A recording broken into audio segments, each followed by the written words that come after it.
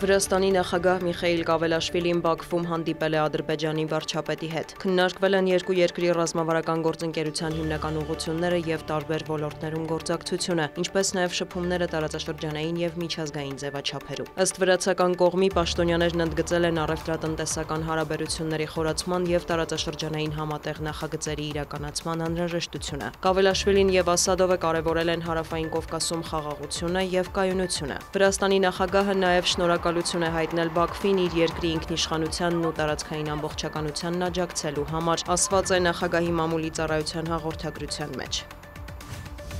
ՆԱՏՕ-ի գլխավոր քարտուղարը երեկ Կիև կատարած այցի շրջանակում հայտարարել է, որ Հյուսիսատլանտյան դաշինքին Ուկրաինայի անդամակցության գործընթացն անշրջելի է։ Մարկ Ռյուտեն միաժամանակ ընդգծել է, որ այդ հարցը չի լինի Ռուսաստանի հետ հնարավոր խաղաղության համաձայնագրի մաս։ Նա հավատացրել է, որ Արևմուտքը ցանկանում է խաղաղություն բերել Ուկրաինա, այլ ոչ սրել իրավիճակը։ Ռյուտեի խոսքով Միացյալ Նահանգների նախագահն էլ լուրջ ջանքեր է գործադրում հակամարտության երկարաժամկետ կարգավորման ուղղությամբ։ Վոլոդիմիր Զելենսկին էլ Ռյուտեի հետ համատեղ մամուլի ասուլիսում հայտնել է, որ Անկարայում տեղի է ունեցել Ուկրաինայի, Ֆրանսիայի, Մեծ Բրիտանիայի եւ Թուրքիայի ներկայացուցիչների հանդիպումը, որակարգում է եղել Սև ծովում անվտանգության հարցը։ Ուկրաինայի նախագահի խոսքով ցանկացողների կոալիցիայի արդեն մի քանի նման հանդիպում է անցկացվել։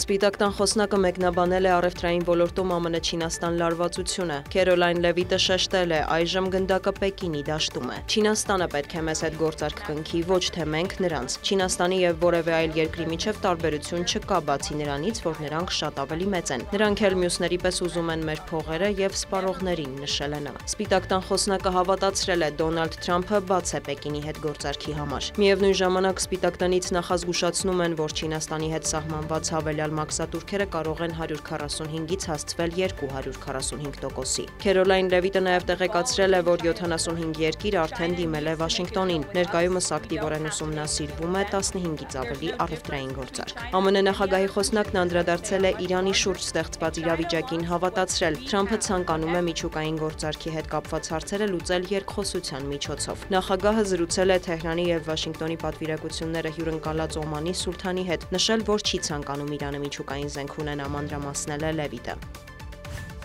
ԱՄՆ նախկին նախագահ Ջո Բայդենը պաշտոնը թողնելուց հետո առաջին անգամ հանդես է եկել ելույթով բողոքել Դոնալդ Թրամփի վարած քաղաքականությունից։ 100 օր էլ չի անցել, սակայն Թրամփի վարչակազմն այնքան մեծ վնաս է հասցրել, որ մարդու շունչ է կտրվում, ասել է Բայդենը։ Նա քննադատել է ներկայիս իշխանության կողմից սոցիալական ապահովության ծախսերի, պետական աշխատողների թվի կրճատումը, միգրացիոն քաղաքականությունը, դրանք որակելով ավերիչ։ Դիանա Գասպարյան, լուրեր։